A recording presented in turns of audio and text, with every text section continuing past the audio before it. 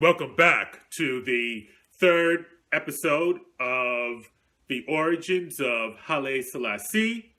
Now, if you want to know the details, because I'm doing this in an abbreviated fashion, I advise you to get this book, King of Kings, which is where the information that I'm giving to you is really coming from. I have to be abbreviated in the retelling of this history.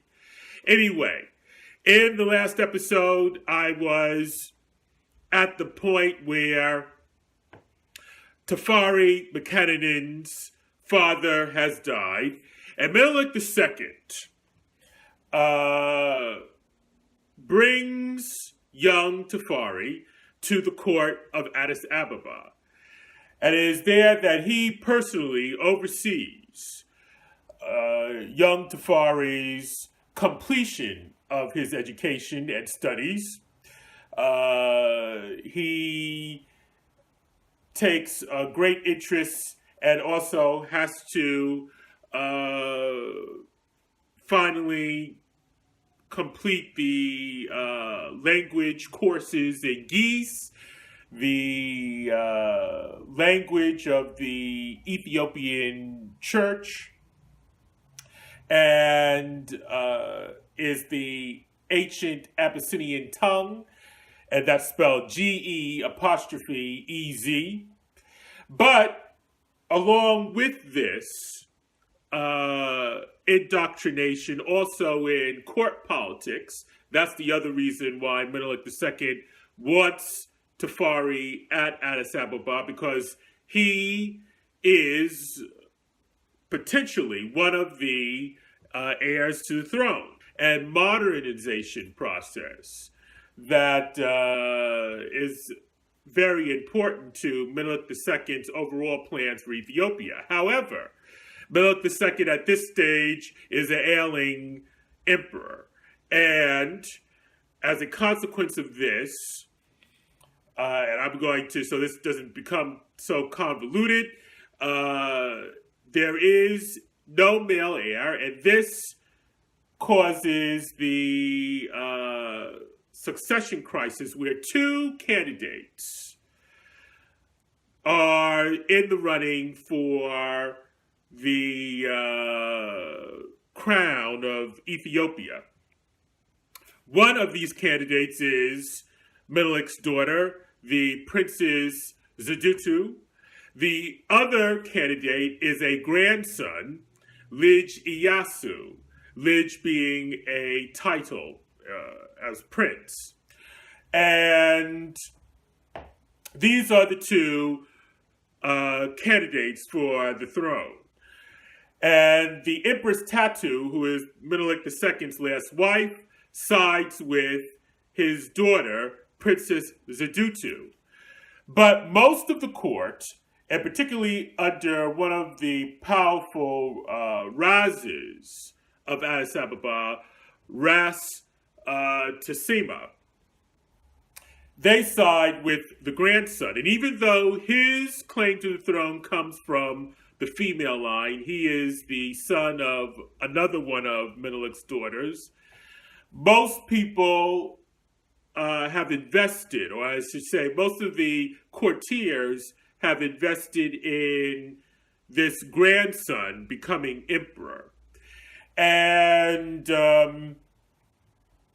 when Menelik II suffers a debilitating stroke in 1909, the jockeying for the throne becomes more pronounced and intense, and the Empress Tatu is exiled from court, and Menelik II, in his incapacitated state, finally gives his consent to Lij Iyasu being his heir.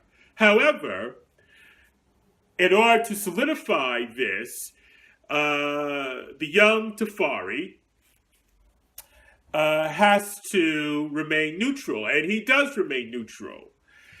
And in practicality, this means that Princess Zauditu is out of the running for becoming Empress of Ethiopia. But this does not end her claim as yet, and I'll get back to that in a second. Now, as a reward for young Tafari, because this is one of his first tests, you see, in the dynastic politics. But as a reward, Lij Iyasu makes him, or gives him, I should say, gives him his father's old province of Harar. And it is at this time that he becomes a Ras. And a Ras in the Ethiopian classification system is a military leader.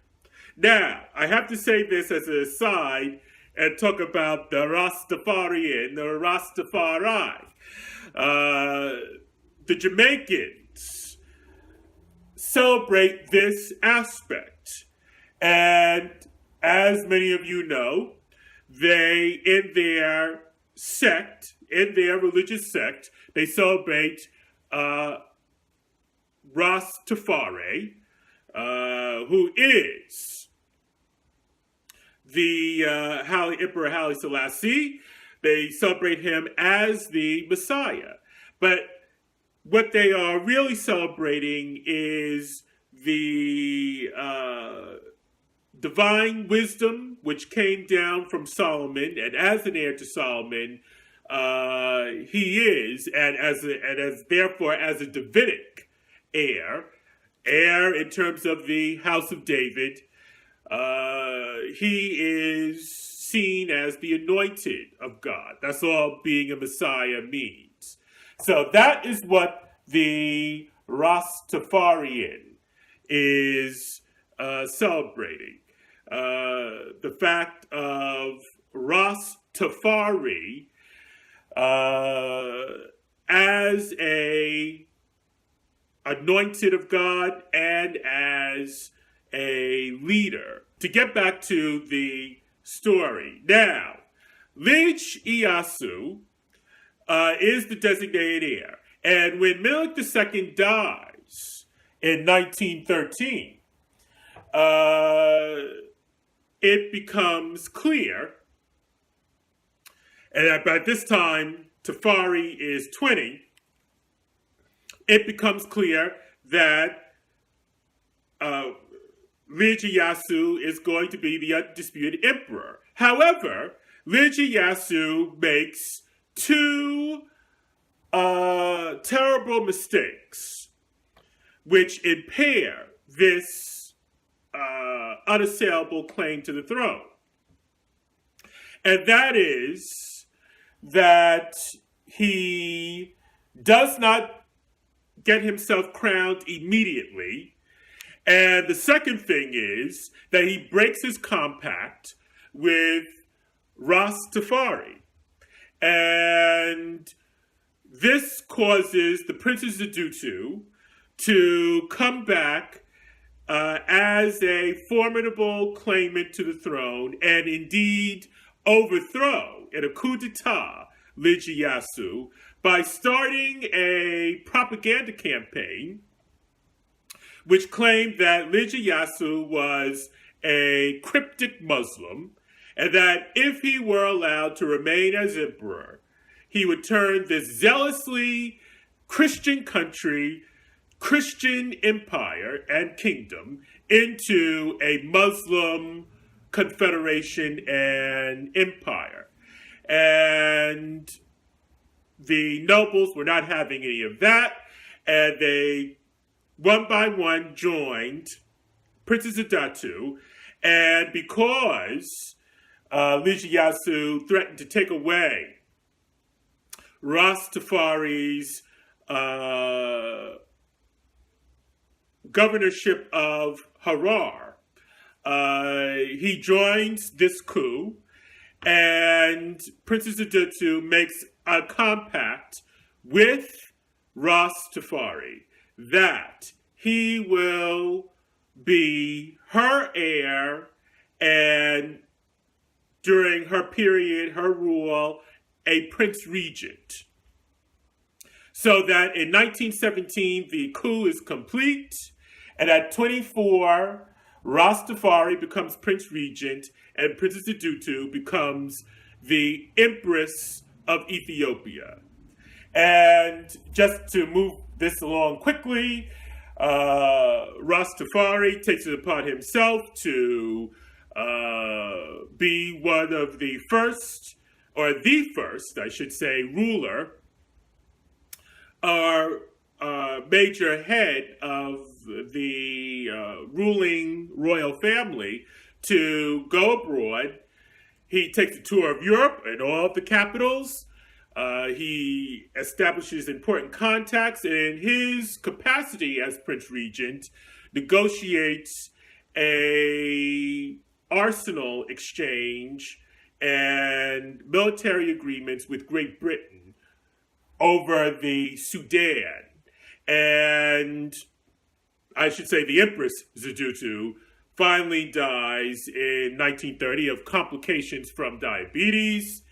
It is then that Ras Tafari finally becomes the Negusa Negus, King of Kings and Emperor of Ethiopia.